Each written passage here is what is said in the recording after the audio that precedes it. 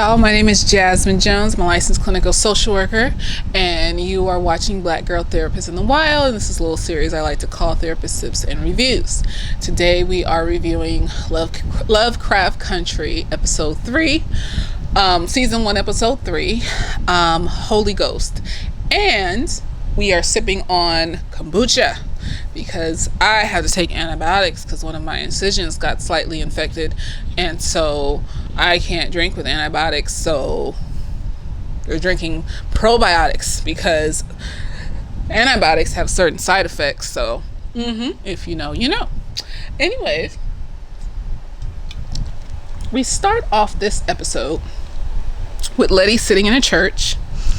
And she's sitting down. She's watching the praise and worship around her, people jumping around and singing and all these things. And she slowly starts crying. There's tears coming down her eyes. I don't know if this is Uncle George's funeral because everybody is dressed in very colorful clothing and I didn't see a casket. But she's definitely sitting in church and they're definitely praising and worshiping. Next we go, and I want to read this. We go to a black screen, and it says, in the summer of 1955, a group of Negro men and women moved into a house on the north side of Chicago. 10 days later, 3 people went missing inside the house, never to be seen again. And it says, pioneering is dangerous. And I kind of want to know if that's a real story. So I tried to find it, and all I could find was like Chicago race riots in like 1919 or some shit.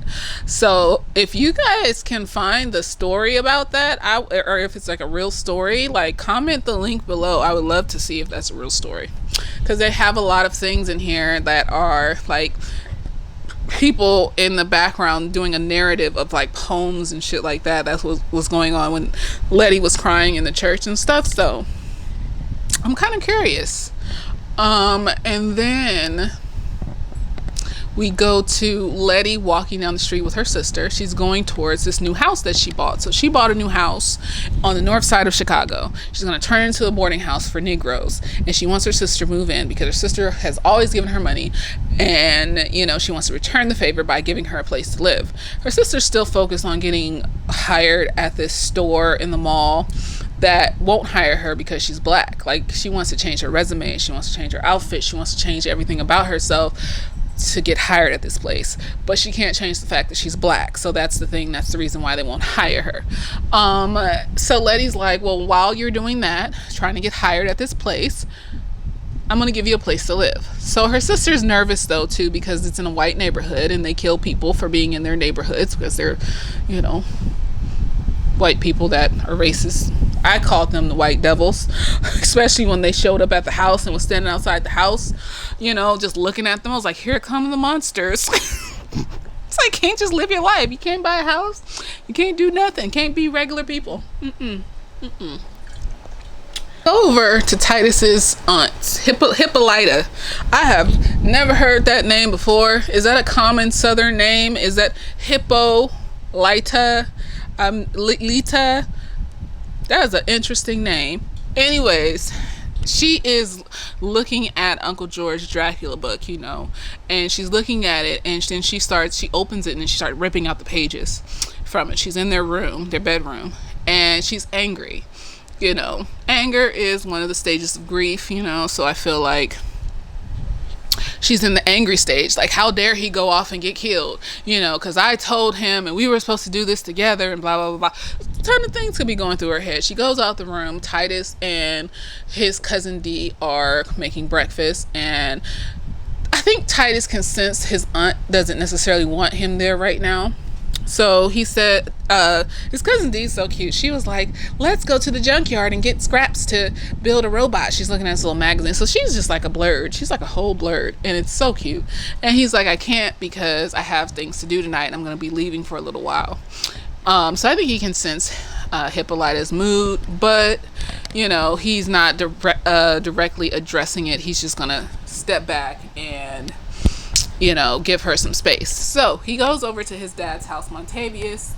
I think Montavious is on the floor drunk, mumbling some shit about something that happened in the past.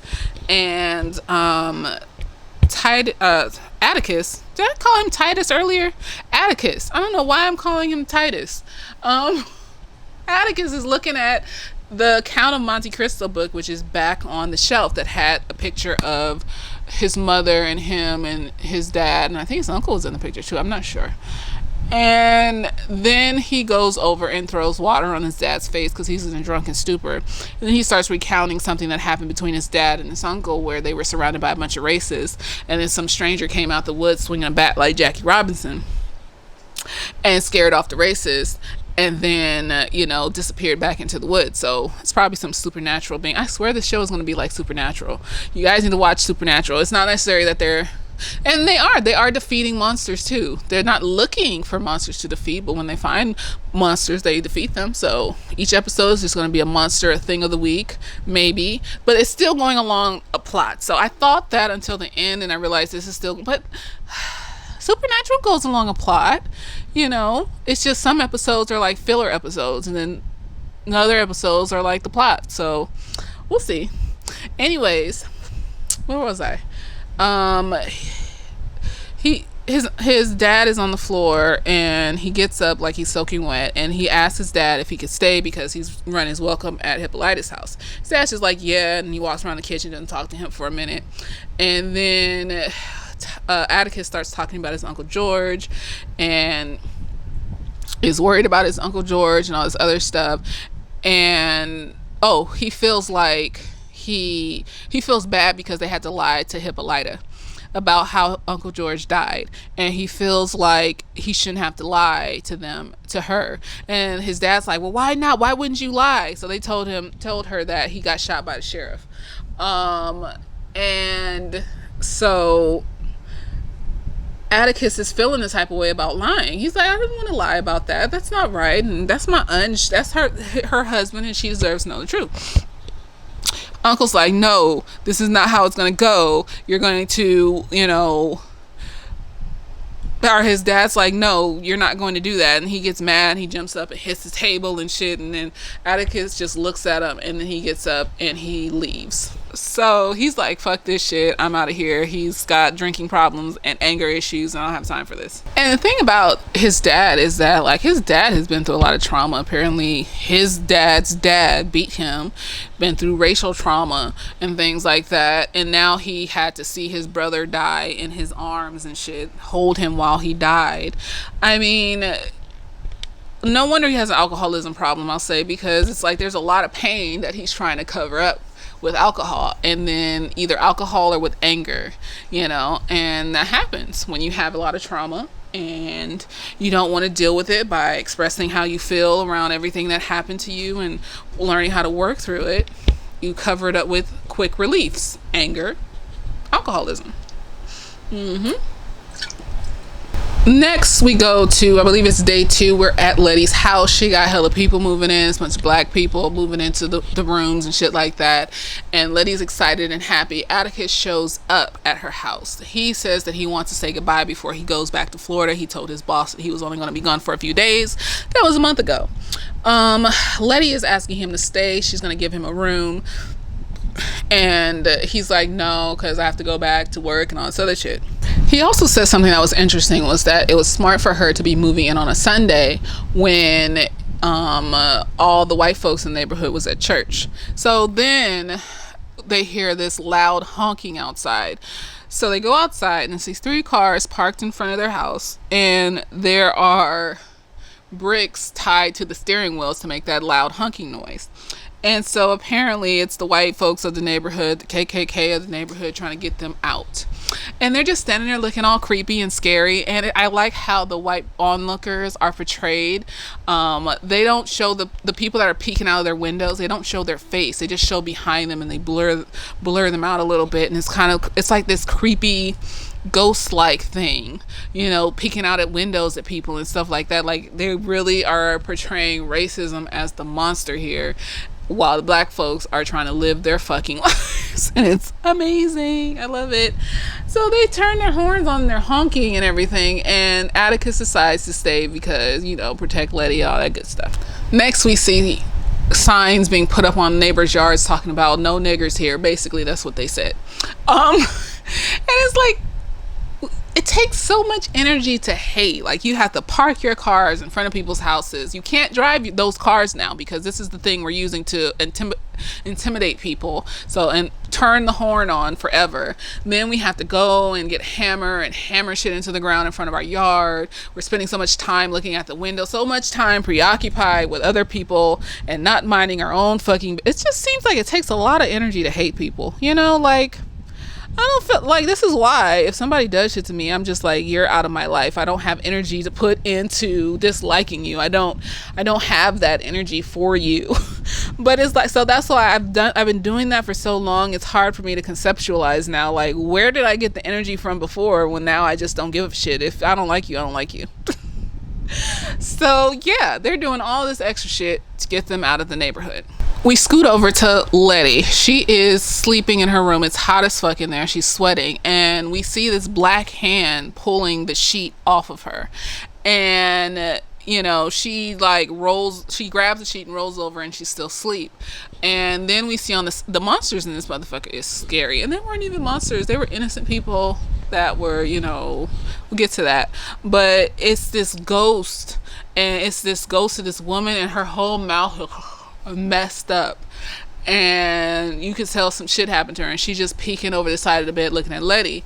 And then Letty wakes up and jumps up, and she gets up and tries to open the window because it's really hot in her room, and they're still honking outside. So she closes the window, and she sees that the heater is on or something like that, and that's why it's so hot. So she goes down into the basement. I would call one of them niggas to go down with me or something. I don't like dark places, and this is racism times, extra racism times.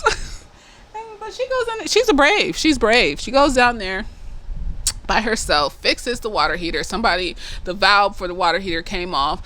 White folks probably did it. The ghost probably did it. Who fucking knows? And then she starts hearing this banging sound. Now, we know black people don't go looking for sounds and shit, but, you know, create suspense and shit like that. She goes and looks for what the sound is by herself in the dark with a flashlight. She sees this door in the bottom of the basement, and it's banging up like this, like somebody's in there banging. And she gets closer, then all of a sudden she hears these screaming sounds. So next we see Atticus and her inside the door that was in the floor, and it's like this concrete room at the bottom of the basement. It's creepy shit. And Atticus is like, well, this could be a bunker. And Letty's like, no, I heard something down here. And Atticus believes her. He's like, you know, all the shit we've been through and stuff like that in the past few months or whatever, you know, I believe you. And so Letty's just like, I heard screaming. I don't know where it came from or what it was, but, you know, it scared the shit out of her.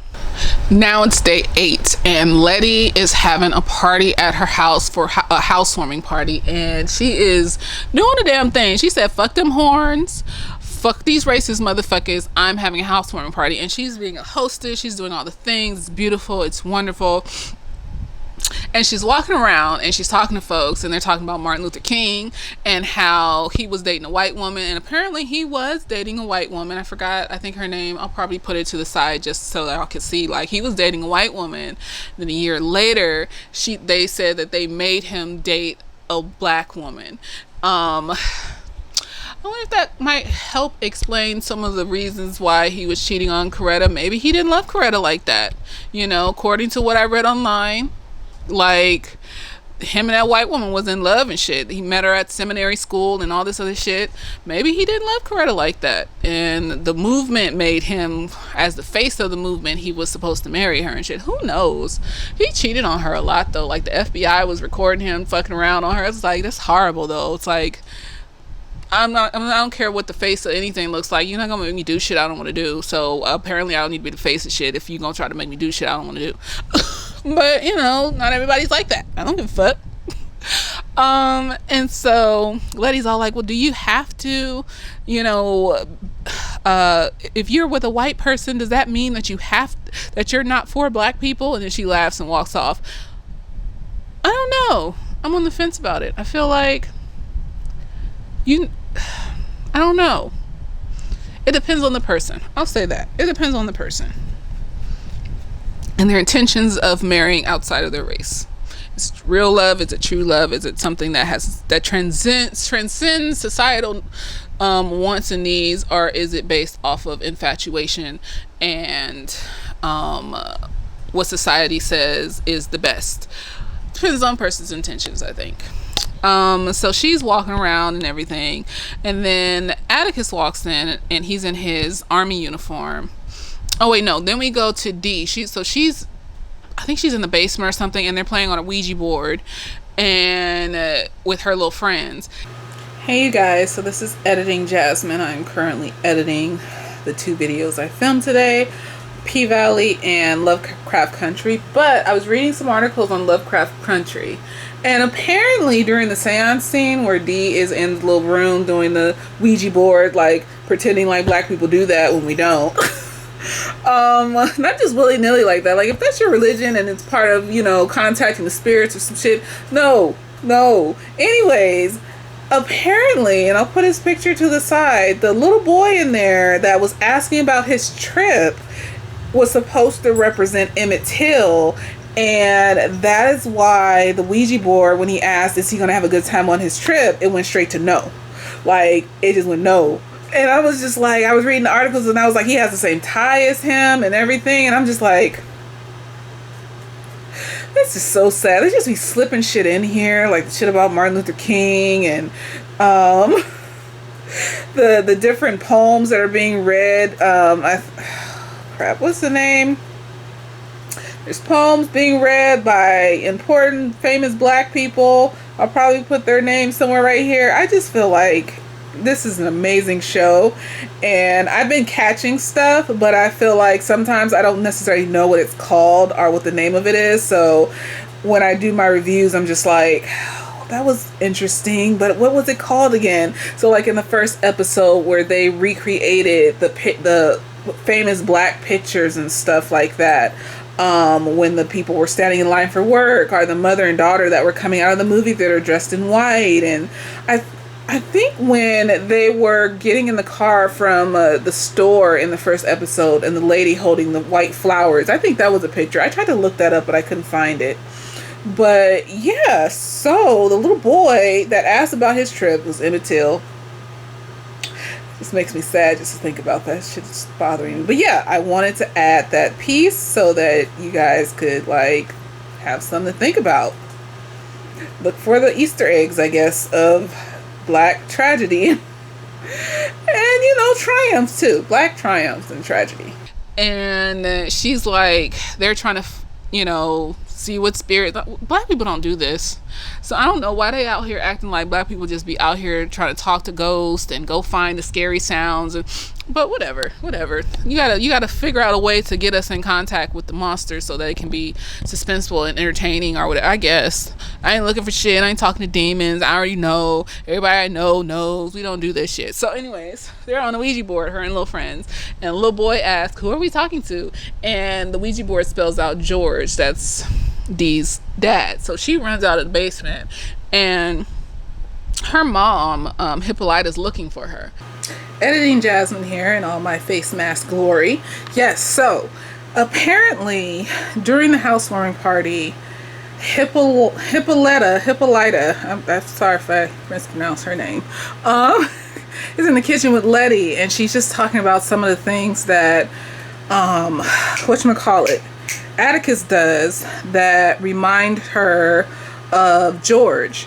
And Letty asked her that. She was like, does he remind you of George? And Hippolyta is just kind of like, no, never mind, because she was trying to shade him a little bit. Like, he puts the cups upside to dry after washing them, and George put them downside. And then that's when Letty asked her if he reminds her of him.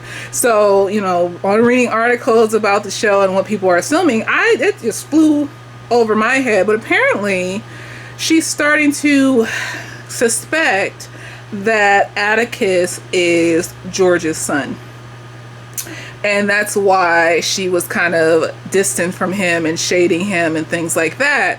And I kind of want to know what the background is on this issue with George, Montrose, and Atticus' mother. You know, what happened? How did Atticus possibly end up being his son? And how does Hippolyta fit in? Did he know Hippolyta then, or did she come after Atticus' mother passed away? Who knows? But that is an interesting theory that I'm sure they'll flesh out as the season goes along. So her mom is upstairs, attic's open, and then this door down the hall from her opens, and it's like a planetary system thing that's made out of gold sitting on a table, and she goes and walks up to it, and I guess it's something that reminds her of George, and so she goes and walks up to it and looks at it, and it's like, oh, it's beautiful. And then we skip to Atticus coming in the house. He is in an army uniform, and he had been patrolling the outside to keep everybody safe.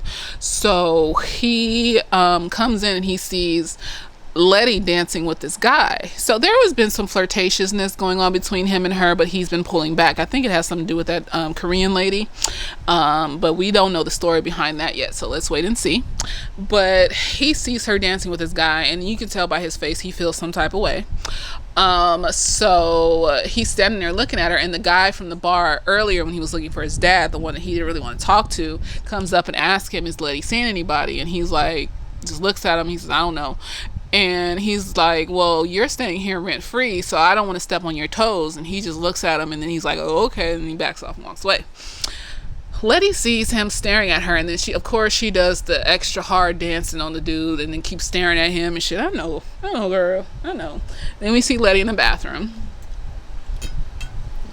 She's rinsing her face off. As she's rinsing her face off, here comes another ghost man, covered in blood and death and destruction and shit. She doesn't see him, of course. She looks up, looks to the side, and there is Atticus standing at the door. He comes in, slams the door. They have sex with her up against the counter. He has a beautiful back.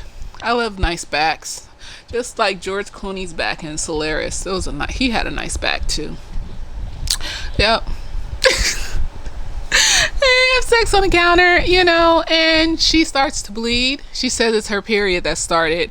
Of course, she was a virgin, which makes sense. I mean, if you grow up in a home where your mom had men inside of the house, and you kind of grow up with this huge relationship with sex and things like that, it's like you're going to be one extreme where you're overly promiscuous because you feel like, well, this is what I deserve, this is what my family's been, and da-da-da. Or you go to the other extreme where you don't want to be touched at all. It's the same if you were sexually assaulted or some shit like that.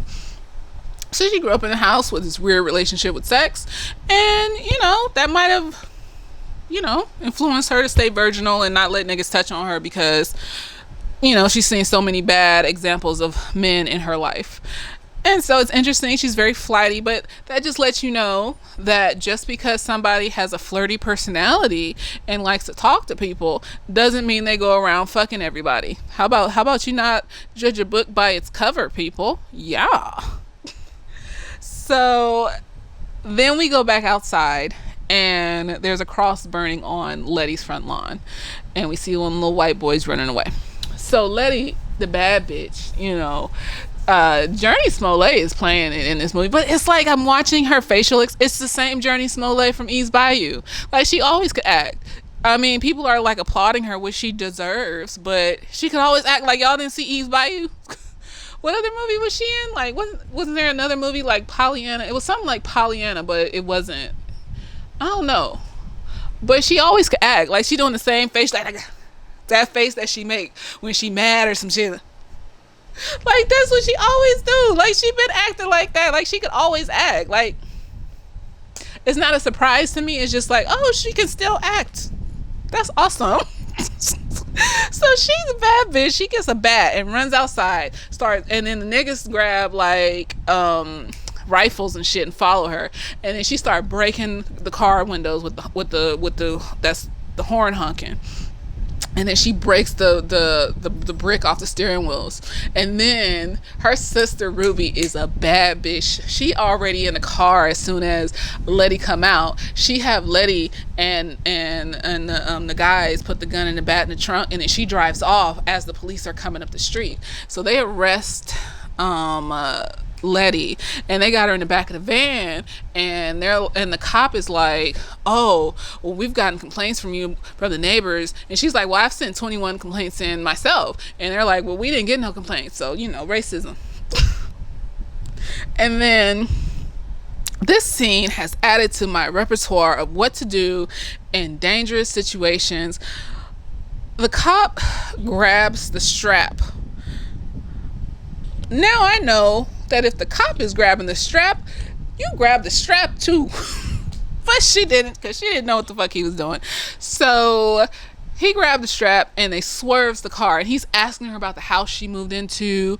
It's the Winthrop house, and who told you to move into that house. And then he tells her that 8 dead black people were found buried in the basement of that house, like body parts and shit. So Letty now knows that her house is haunted, basically. So now it's day 9, and Letty is in the basement part, the underneath the basement part, and she has pictures strewn up. I guess she made that her picture processing room, and she has all her pictures up, and she turns the red light on, and she sees these bright white lines on all her pictures. So she pulls the pictures down and she puts it together like a puzzle. I don't know how she did. I'm not good at puzzles either, so I'm just kind of like, she did that quick. Anyway, she puts it together like a puzzle, and then this face comes up out of the puzzle and is looking at her, talking about, get out of my house. She runs back upstairs. She's trying to get all the other pictures from around the house so that she can look at them too. And her sister comes up on her and she says, I'm worried because all the other tenants are leaving and we got to pay, the rent and shit for this house. Apparently the tenants are leaving because they feel like Letty put a target on their backs because she broke them people's cars. So Letty's like, no, it's fine, mom left me an inheritance. Ruby is feeling some type of way. She's like, she left you an inheritance? You didn't even go to her funeral. And Letty was just like, well, I can't really comprehend the reasons why she did what she did anymore. I just took the money. I'm gonna do what the fuck I want with it. Ruby, which made a good point, which is like, well, you could have just gave me half. Instead, you have your artist friends living here and you bought a house, and as charity you let me live in the house, and you could have split it down the middle with me. And Letty is just looking at her, and so Ruby's like, mom was selfish and fucked up from jump. We knew who she was. You out here trying to pretend like you're not selfish and fucked up, but you are. So of course Letty feels some type of way after that conversation. Scoot over to George's garage. Montrose and Hippolytus are sitting there, and Hippolyta is feeling some type of way. She feels like they're not telling her the whole truth about what happened to George, and she wants to know the whole truth.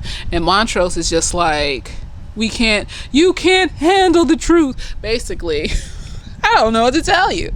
And so Hippolyta is getting closer and closer to figure out what the fuck is going on, and eventually, according to the series, trailers and all this other shit, she eventually finds out, I'm sure. Next we go to Letty. She is at a bar. She's looking at all the newspapers from when that house was built, who bought the house, what happened in the house, and she's basically finding out what happened. Atticus finds her there, and he sits down across from her, and he asks her what's wrong, and she tells him the house is haunted. And he's like, okay, why do you think that would happen? And she tells him about, Horatio, the guy that used to live there, who was a scientist and got fired. She thinks he was experimenting on people. She also found pictures of Horatio next to the sheriff. She thinks that the sheriff was providing people to Horatio to experiment on, and that's why the sheriff was questioning her so hard about where the fuck she came from. Atticus is just kind of like, well, them spirits aren't going to quit until you're dead, so I think you should move. Letty's like, I've been traumatized by everything that's happened and that's been going on, this supernatural shit. I feel scared. She's like, I died too, and since I came back, I feel different. It's kind of like in Supernatural when that one brother lost his soul and he felt empty, like he didn't feel like himself. He lost a piece of himself, basically. So it's kind of like that. if you watch Supernatural. So she feels like something's missing inside of her, but she also feels like she needs to explore this new world that she knows and stake a claim in it. So she can't sit in fear, basically. I don't advocate sitting in fear, but I do advocate processing your fear when you need to so you can get it out. Like 2 days before I had my surgery, I cried for 2 hours because I've never had surgery before and it scared the shit out of me. I bet you when I walked in there for that surgery, since I released all of that, it was a lot better. I wasn't as anxious. I didn't turn around and walk the fuck out like I would have if I didn't release it. So I feel like it's not about living in fear, but processing those emotions, where they're coming from. Like sitting and really processing, why do you feel empty? Do you feel like something is actually missing? Or do you feel like it's an emotional feeling because you were traumatized? Like shit like that. Is it like supernatural, or is it because you were traumatized?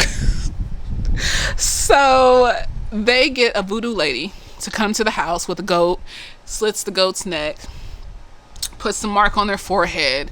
I'm assuming it's voodoo. If it's not voodoo, let me know, but it looked like voodoo, so I'm gonna say it's voodoo. And say that this is the mark that's going to protect you during the seance. They go down into the bottom of the basement, they're doing the seance, they're saying the stuff and things like that. Things are moving and shaking, and then upstairs, 3 neighbors from the neighborhood, 3 white folks, come in with bats, and they're about to wreck shit up because, you know, racism and shit. And the black ghost killed them motherfuckers. I know that's fucking right. I think the little baby headed one killed 2 of them upstairs, and then the other one got decapitated by the elevator because the elevator had been acting up since they first got there. And now it's like, you know, it decapitated him. It was beautiful. I love that we are killing these racists in heinous, torturous ways that they deserve to be killed. Just like them people, they got experimented on by that evil scientist racist and lost their lives in that house. So they're doing the seance downstairs. They don't even know them people are upstairs dead. Doing the seance downstairs, and then the ghost gets into the seance lady and tries to kill Atticus, guys him up against the wall, choking him. They're doing a seance, and then everything stops. I guess they stop shaking and moving and shit, so they think it's over. But then the water pipes break, and the water comes down and washes the seal off. So then the seance lady gets, you know, the thing goes inside of her, tries to kill Atticus. Then the thing goes inside of Atticus. And Atticus starts towards Letty, talking about, get out of my home, da da da da. And so it's the white scientist dude, Horatio. So then Letty starts calling on the names of the dead, saying that they can defeat him. They just need to come out and try. And it's so beautiful. She just keeps saying their names over. There is power in names. I think I said in my last video, P-Valley, how Uncle Clifford was saying all of the strippers' names in the prayer, you know, calling out their names and asking for protection for them. It's the same in this. It's just like really spiritual, and it was really beautiful. They all came out. All of them were tortured, and you could see the cuts and the death on them and things like that. And they stood in the circle with Letty, with Atticus, the possessed Atticus, in the middle, and they start saying the Creole what was it spell that the voodoo lady was saying, and it just kept saying, all of them saying it over and over again. Their bodies started to heal, and then the spirit came out of Atticus, and Atticus collapsed, and the spirit was just standing there, and then the spirit was dead. They killed it. And Letty was just like, you know, Journey Smollett could always act. She could. She's a good actress. She was just standing there just exhausted and crying, and it was a beautiful scene. It was a beautiful scene. Like, those spirits got retribution. It's like, I like how in the episodes, racism stays being the monster. The first and second episode were combined until we found out what was really going on. So racism was the monster inside and outside in the magical realm. This episode is the same thing. The scientist was a racist that experimented on people and did fucked up things, and now people were ghosts trying to, you know, get away from him, and they were still in the house with him. being tortured on a regular basis, and then they won their retribution from him. And then there was racism outside in the neighborhood with these ghost-like scary white people trying to come and ruin people's lives and shit that just wanted to live and be left the fuck alone. So I thought that was really interesting.